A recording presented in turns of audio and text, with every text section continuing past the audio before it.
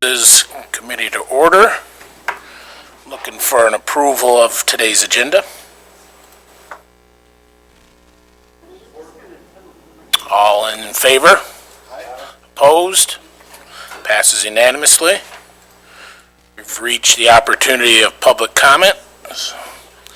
Anyone interested in public comment? Public comment. Oh, Come on, really? yes. Okay. Sorry, I sprained my ankle. Well, good afternoon, I think. Yes. Can you hear me all right? Do I have to worry about this? Okay. My name is Marcy Hamilton, and I am a resident of 803 South Grinnell Street. I am retired, and I pay taxes. I am a longtime resident of Jackson. I currently attend the exercise session Enhance Fitness at the Crouch Center. The program is just a little over a year old, and it has taken almost a year for the word to get around Jackson that it is a great place for seniors over 65 to get their exercise without a financial drain on fixed incomes, and it's a great place to make new friends. For me and others, the program is an important part of efforts to stay healthy so we can age in place without having to move from our homes. Attendance has grown to about 15 per week. This exercise class has been a very timely way to help the aging boomers stay healthy, and I applaud you and the staff of the Crouch Center for initiating this program. Imagine my grief and consternation and my classmates when October 18th or thereabouts we found out that our program has been cut and that the last day of our exercise program would be December 13th. With the exception of a couple decades, I have spent my entire life in Jackson City, County of Jackson, and enjoy aging in my own home here in Jackson. When I and others expressed our dismay and asked what happened, we were told it was because we lost our grant, and District 2 has had some of our federal funding diminished and must endure cuts. 1 minute. I am hoping that within the large county budget, you can find a way to again fund this class as soon as possible. I hardly have to tell you of the high cost for all when a senior cannot care for herself. The management at the Department on Aging clearly shows its concern for those who are impaired, children and seniors, and work wonders on a very small budget by the inclusivity of programs offered. The managers, Marcy, Danielle, and Lori, do a great job given their operating budget. I have been an active supporter of Region 2 and the Department on Aging since 2012 when my husband's Alzheimer's disease sent me to their services for help. And I received it, and I am very grateful for the service. I've also heard this whole question of cutting the Thank you, your time's expired. Oh, I thought I had 3 minutes. You did. Okay, Do you have just a couple seconds? I'll let you continue. just a little bit. Sure, go ahead. Thanks. Yep. I've also heard that this whole question of cutting the seniors' exercise program, along with other cuts, is tied up with a possible millage vote, and that maybe we seniors will be more likely to vote to tax ourselves some more if a program we need is cut. I think instead of another millage, you could cut your budget a bit, as our program probably doesn't cost much more than your monthly coffee budget. That's a little joke. Anyway, what has this to do with the coming year? Senior citizens who can want to stay in their homes as long as they can and be active and stay strong. Our chances of that are smaller if exercise programs designed to help the elderly are cut. Again, I can't imagine that it is too late to reinstate this program. Will you help? I have a copy of what I just said if you need it, and my name is Marcy Hamilton. Thank you. Thank you, Marcy.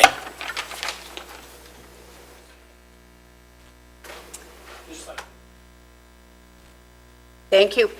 Well, I can be brief because Marcy was so eloquent. I, too, am a participant in this exercise class. Fairly new the last 6 weeks, but I'm very impressed. The program that we entered had a entry-level exercise program and an intermediate program and a more advanced group. And it wasn't really age-based, but I watched some 80-year-olds and they're going like this and knew I couldn't do it. So I found my home in the intermediate class and love it, and was just crushed when I found that there wasn't going to be the funds to continue. And like Marcy, I think that particularly those of us women of our age are used to being vocal, and we're used to working. And I think we're here today to let you know that these programs are appreciated. And I appreciate Mr. Kennedy and Mr. Blair for looking at us and listening. I'll keep your names in mind.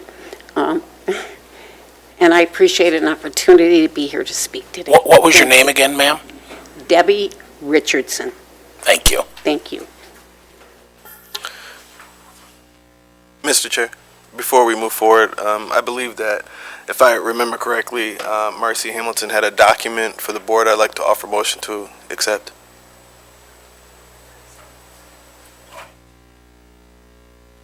All in favor? Aye. Aye. Opposed?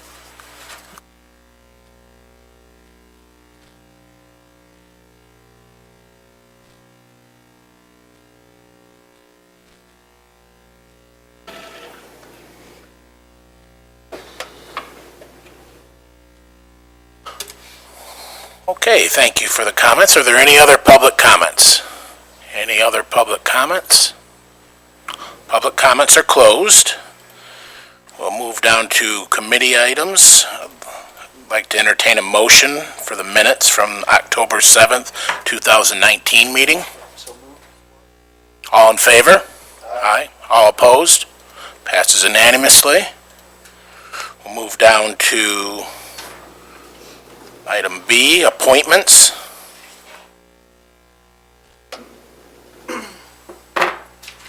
First one is Jack Ripstra, for the Jackson County Health Department Sanitary Board of Appeals. I'd like to entertain a motion to forward that to the entire board. All in favor? Opposed? Passes unanimously. The next is a Mr. Christopher Crensberry, also for the Sanitary Board of Appeals. So the motion is to move it to the entire board. All in favor? Opposed? Passes unanimously.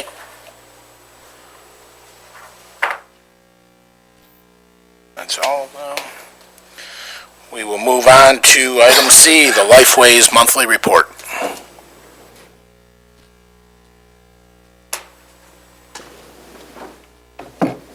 Good afternoon, Commissioners. So in your packet, you have this month's report. A couple of things that I'd like to highlight relative to the report is on the first page, the graph that you see there around the crisis R&R and what that is. That's a service that's intended to support individuals to divert them out of the emergency room. And what is really outstanding relative to the implementation of this program, it's been a little over a year, and you can see that there's been a constant growth relative to individuals using this as a means to provide support and not end up in the emergency department. 11% of those actually did end up needing a higher level of care, but if you consider out of that 464, about 402 individuals were able to be diverted. If you look at that's a huge savings to the system not to have them end up in the emergency department. The other thing that I wanted to give an update on is relative to Section 298, the pilot program, and where we are at a state. The state has finally made the determination that they are stopping the pilot. So as you know, that's been a 3-year, since 2014, a process, and they are at this point in time not moving forward with the pilots to look at privatizing the public mental health system. I do believe, however, that there is an intent by the current administrations to still look at ways to create efficiencies and looking at how we can continue to integrate healthcare, and do believe that that will continue to move forward. Do you need me to stop for a minute, or? Oh, okay, all right, I'm sorry. And then the other thing that I did want to share is that we are partnering with the jail in Jackson and with the Wayne State University, who received endowment funds. I shared this before, that they were looking at Jackson because of our best practice with the mental health supports in the jail, of looking at putting in a Medicaid-assisted treatment into our local jail, and we are moving forward with that in partnership with the jail, and that's an exciting opportunity for us as a community. The other thing that's included in your packet on the last page, I do want to kind of highlight, is the one-page flyer, if you will, that kind of shares what so this is through the end of September, outcomes relative to the millage at this point in time. So we have provided over 1,300 services for individuals, and that's everything from case management to psychiatric services to individual therapy for individuals who are uninsured or underinsured. We've also provided 763 services at the jail for individuals with mental health who are in crisis. The mental health supports in the jails, we actually, in August, added an additional clinician because of the level of need that they were experiencing. And so now we have one clinician appointed at both jails here in Jackson. So that's a good outcome as well. When we look at what we're doing relative to the schools, we have been providing supports for trauma for students, and have served 104 students relative to providing trauma-intensive therapy. The other thing that we've been doing, I'm truly quite proud of, is the Club Life program. I've talked about that before, and that's a program for the intellectually developmentally disabled, and they have been providing services. They've served over 430 individuals since they began. It took a while for it to start as a result of having to procure a provider for this in January, but that is moving along as well. The other thing that I wanted to share is we've also been doing supports in the schools around prevention and training and education. So you can see on there a list of the number of individuals we've trained both in mental health first aid in the schools, as well as suicide, which is called Safe Talk training for youth. And then we have also provided support for the Guardian Support Services in Jackson County. The last thing that I want to mention is we are in the process of doing a final year-end evaluation of the outcomes for the use of the millage this first year, as well as identifying focuses for this next year. A lot of the same focus will continue around trauma services, around the jail services, around services for the uninsured, and supports to the schools. The one other area of focus that we want to be able to utilize the dollars for this next year is also around crisis diversion and being able to move to a 24/7 crisis center. So that will be presented to the county in December. So I just wanted to give you an update. Are there any questions? Tony, Commissioner Bear? Yes. All right, good afternoon. Your paragraph talking about the Michigan Department of Health and Human Services kicks off Health Endowment Fund. Yes. Bullet point 1, review requirements for obtaining consent to share mental health and substance use disorder information. I guess I'm big on privacy and confidentiality, and information you share with your doctor is supposed to stay between you and your doctor. So could you give me a little better explanation of what this is?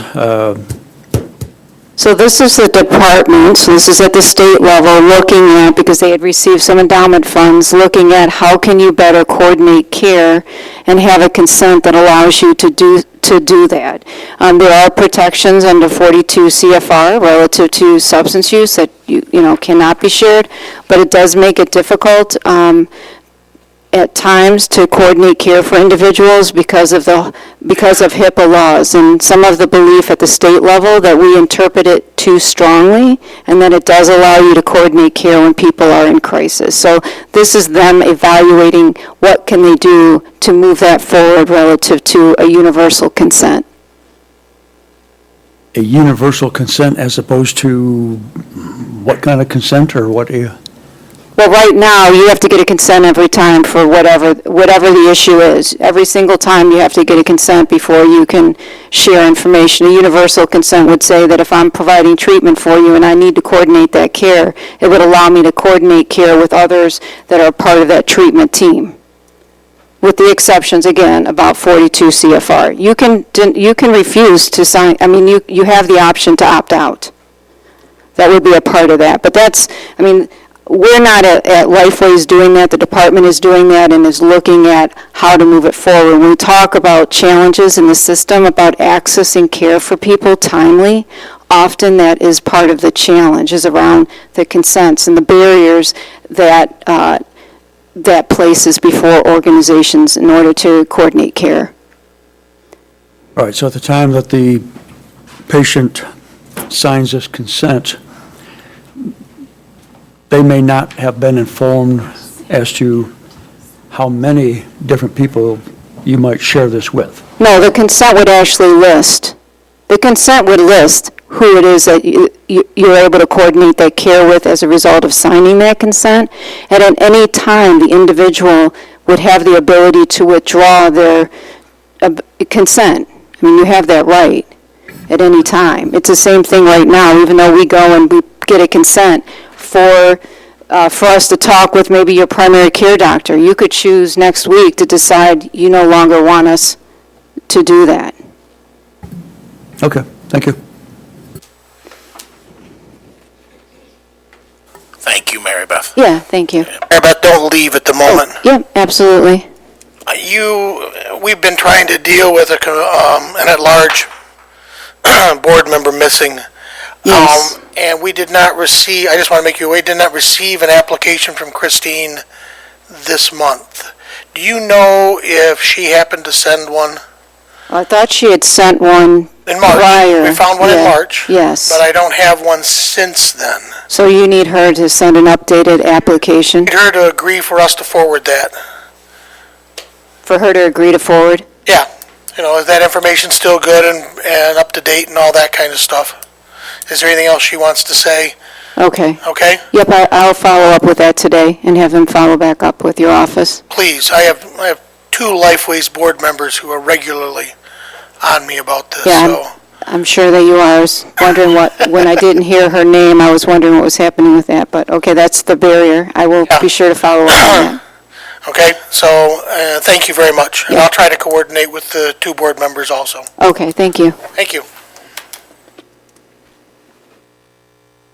Okay, we will move on to item D, medical care facility, financial reports. Anyone here today? Doesn't look like it, so we'll move on to item E, Upper Grand River Watershed Annual Report. Is there anyone here to present that today? We will move on to item F, Department of Aging November Report from Marcy. Hello, Marcy. Good afternoon. As the written report shows, I wanted to make you aware that our annual grant program and fiscal review went very well. The only thing noted as a negative is that our 6-month assessments for current clients, some of those were done after the 6-month deadline, so we're working on that. In the we've been training new staff, and also we want to have enough staff for the Medicare information program, and that's been happening this past 6 months. Thinking of Medicare, Medicaid information, this is Medicare Part D time where people who receive Medicare should review their drug plan and see if their drugs will be covered by the current plan they have or if they need to shift as far as the price for the drug plan. And we do have appointments to see people to help them look at the website, medicare.gov, to make those decisions. Those appointments are full.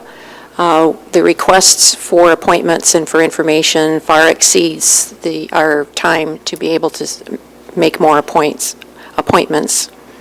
But we have great volunteers. There are 10 volunteers who have been trained. It's a 5-day training to be a MAP volunteer. And then one staff person part-time, and then 2 other staff have been trained. Budget adjustments, the finance director, Cecilia, presented those at a previous committee meeting. I just wanted to let you know what's happening. And I did talk with the Region 2 Area Agency on Aging about the reduction in funds for Meals on Wheels. And what happened earlier this year was a routine shift of funds from the congregate senior sites to Meals on Wheels didn't happen. And that then has backed things up for us in this calendar year because their fiscal year is October 1st through September. So we're pretty tight to the end of the calendar year. But they did reinstate some $9,700 of the USDA funds that we will be able to then, in our grant reports, receive that funding this calendar year. So that'll help us out a lot. And then thinking of funding, with the exercise classes, I found out Friday from Region 2 Area Agency on Aging, that's the entity we apply to for our grants, that the funding for the exercise programs will be increased. I don't think it's enough to cover the entire cost for the classes that we've had to reduce starting in January, but we should be able I plan on reinstating the enhanced fitness that Debbie and Marcy just talked about that they're attending and really appreciate. And by the way, Marcy and Debbie both came and talked to me a couple weeks ago about their concern. So I was in touch with the Area Agency on Aging, and they are able to fund that at a higher level. So that's good news. Yes. Should be restored, so thank you. Problem solved. Yep. Good job. Yes. So,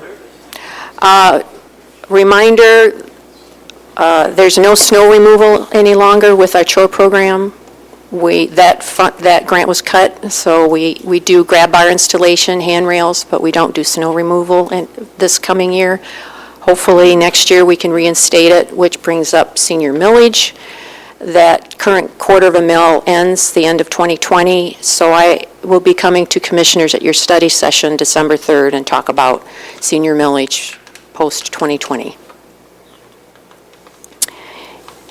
And then we did receive a mini grant to buy tablets to help with the Census 2020 next year so that we can help people who are homebound make sure that they complete their census and go to different senior housing complexes, senior sites, because it'll have a data card with it, so it'll communicate as if it's a cell phone tower. And it'll be very confidential. That's the only thing that tablet will do. So, any questions? Any questions? No? Okay. Thank you. All right, thank you. We will move on to item G, the Health Department Monthly Report from Rashmi.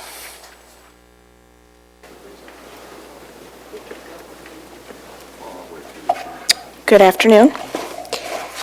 Okay, I'll start off with saying that we had our accreditation review that takes place every 3 years from MDHHS, Department of Environment, Great Lakes and Quality, as well as the Department of Agriculture. They were in our offices for about a period of a week, and the following programs were reviewed: powers and duties, which essentially is our local governing powers and duties, and to make sure that we have a qualified health officer as well as a medical director, and we're communicating with our governing entity appropriately.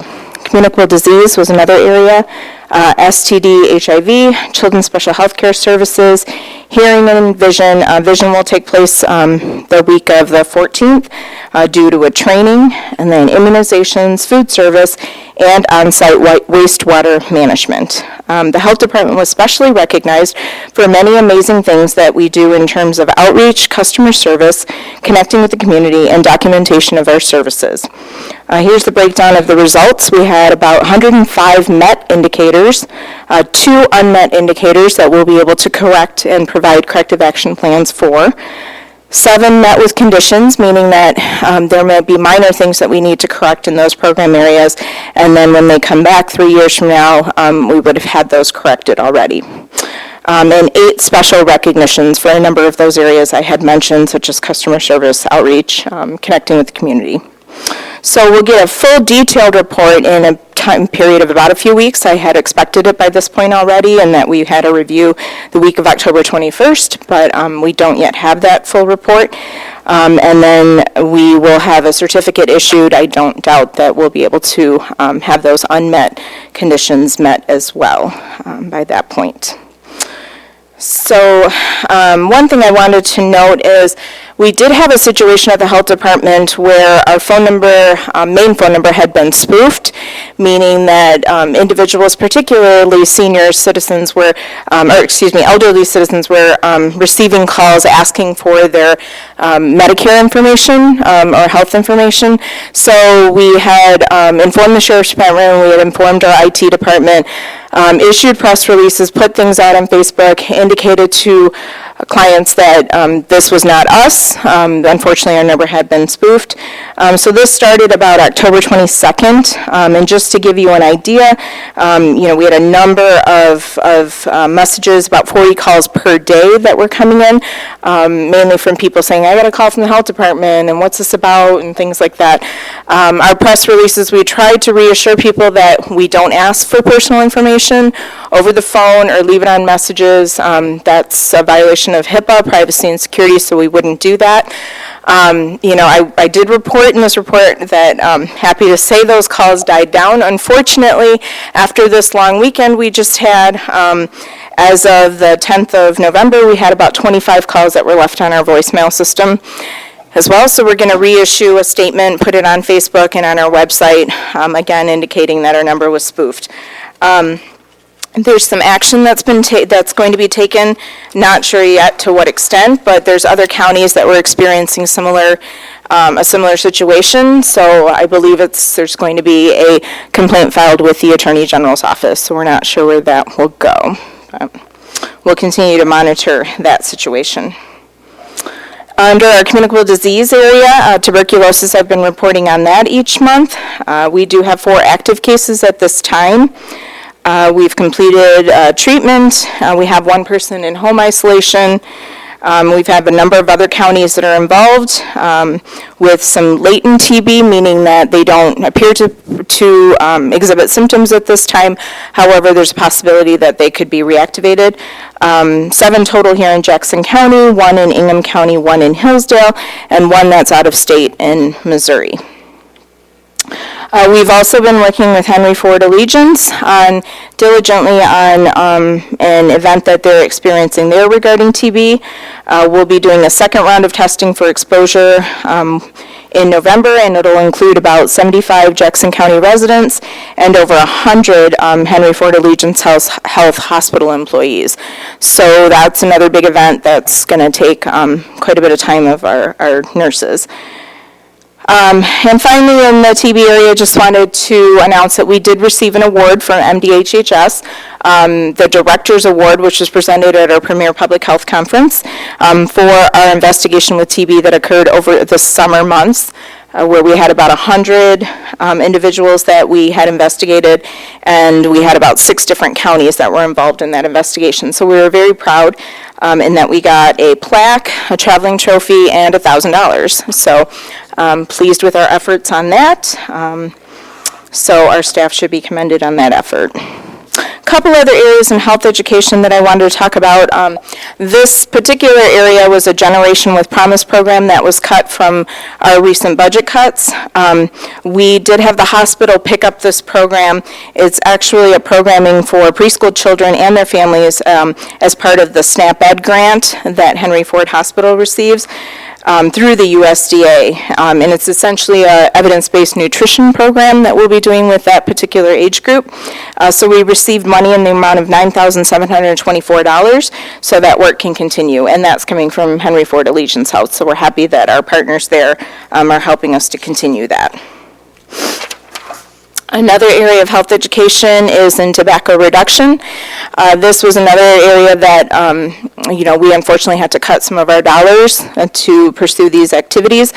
The hospital stepped in, given that we work on the Health Improvement Organization plan with them, and tobacco reduction is one of those efforts and strategies that that group tries to address. So we got $8,250 that the hospital is putting up to do education on vaping with youth, as well as seeking a number of other prevention grants related to opioids, tobacco, chronic disease prevention, that sort of thing. So we'll also continue to work with the county grant writer, hopefully to secure other grants to continue to pursue this area, particularly because of the vaping issue that continues to happen statewide. A number of environmental health incidences that I wanted to bring back to you is the Sayers Road condemnation for methamphetamine.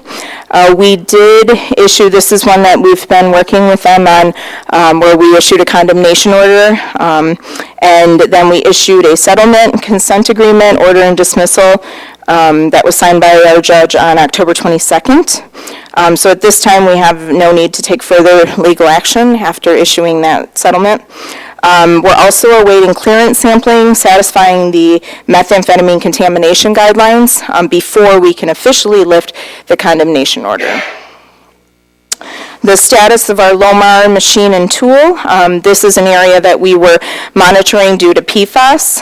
We had originally had 11 parts per trillion detected at the site, which put it in the middle bucket of the sampling guidance that we receive. Usually between anything greater than 10 parts per trillion and less than 70 parts per trillion puts into that bucket of that middle bucket.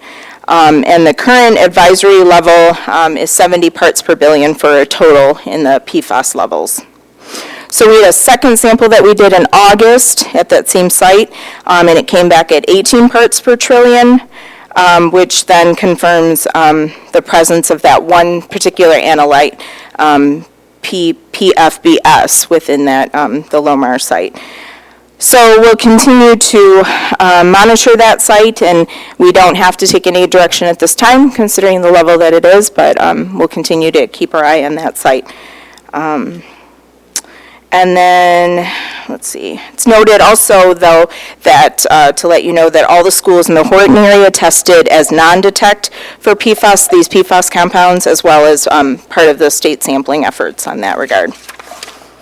Then finally, the other one is the Michener Plating Company. Is also a PFAS site. All the samples that were recently taken fall below the current standards for surface water. We did an additional sampling of the Grand River, Eagle did that additional sampling in September, and all the samples came back as non-detect there as well. And I actually had one final report on another PFAS site where the city of Jackson is working with the Michigan PFAS response team, and they conducted a sample of the city's Mansion Street well field in August, and they didn't sample individual well fields, but they had results that came back as non-detect for that as well in terms of PFAS.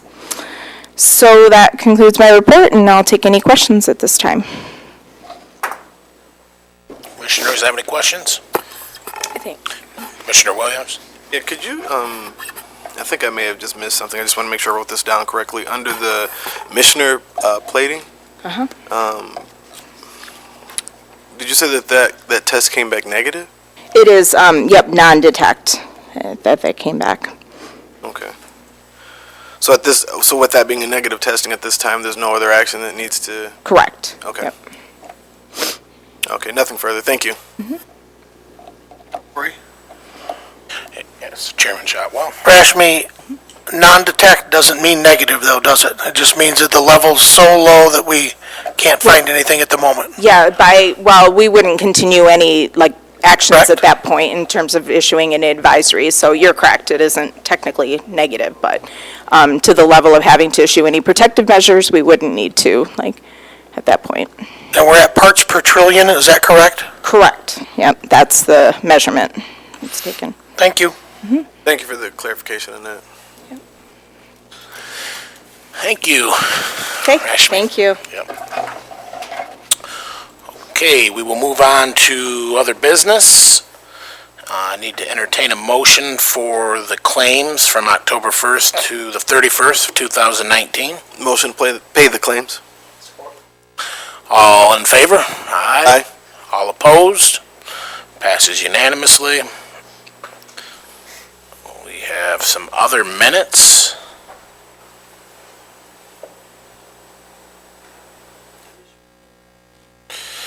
I do believe we would, yeah, we'd need a motion to receive and file. Motion to receive. Okay, motion to receive and file. All in favor? Aye. All opposed? Passes unanimously.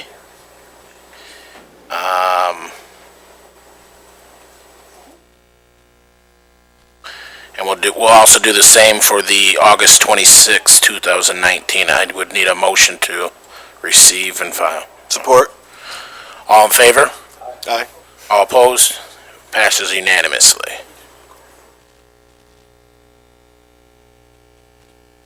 Then we see our December reporting schedule. Next month, we'll have the Department on Aging monthly, the Health Department monthly, Lifeways monthly, Department of Health and Human Services quarterly, MCF quarterly, and Veteran Affairs semi-annual. With that being said, we've reached the second opportunity at public comment. Is there any public comment? Any public comment? Seeing none, we will close public comment, and we've reached the opportunity for committee member comments. Is there any committee member comments? Just real briefly, I had the opportunity to speak with several community members, business owners, restaurant owners that have had conversations with individuals at the health department, and they all spoke positively about their questions were answered in a very timely manner. They just had nothing but positive things to say about the health department, so I just wanted to put that on record. Thank you. Commissioner Shotwell. I wanted to take this time to thank our environmental health and the wonderful job he's been doing out there. I know that you had a lot to do a year ago, and that now Animal Control has a director, and you're able to do other things, and I appreciate that. And I do keep track of when our people do a lot of hard work, and the same with Rashmi and her department, and Marcy and her department. Excellent staff, and I have access to quite a few seniors, and they speak very highly of all of you. So thank you. Okay, at that, meeting is adjourned.